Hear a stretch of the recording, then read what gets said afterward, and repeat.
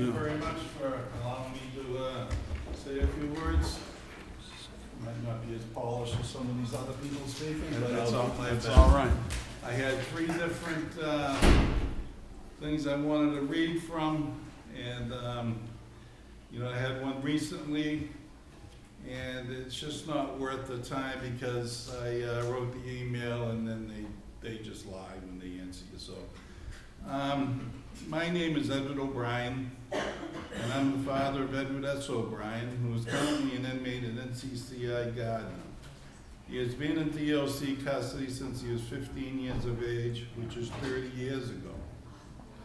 Myself and my wife, along with family and friends, have visited Ed thousands of times. So we are very familiar with the DOC and their fluctuating visiting policies. But the recent behavior in NCCI's recent severe changes of their visiting policy stands out especially by going directly against the Governor Healy's wish that she recognizes the positive impact of family visits on an inmate's well-being and successful reentry. The governor goes on and states, visiting with family members helps to maintain family bonds, provides a sense of normalcy, and can contribute to improved behavior and reduce recidivism. But the attack on prisoners and visitors' rights, which seems to be the new norm, is appalling.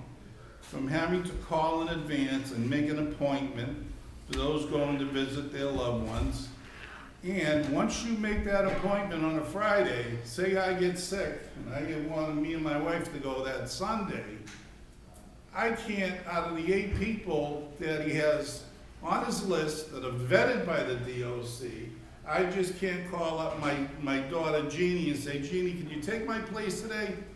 Which has been the norm for over 30 years. Okay, so they make it so hard for families to visit their loved ones.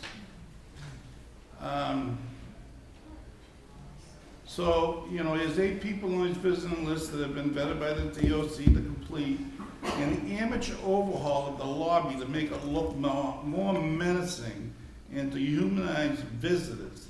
They actually built a holding pen and then a 3-foot wide corridor around it separated by plexiglass.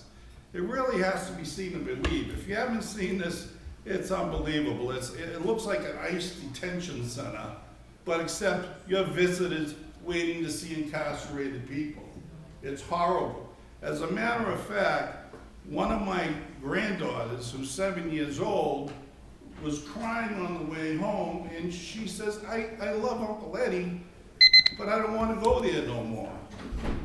So it just seems like this is all in retaliation of the governor closing unneeded and obsolete prisons, which in turn make a lot of staff positions unnecessary and redundant.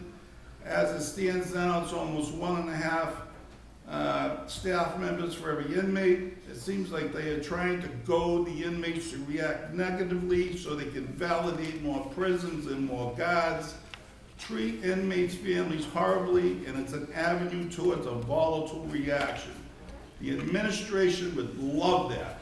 What happened to trying to help an inmate and their families through the reentry process? Thank you very much for hearing me out, and have a good day.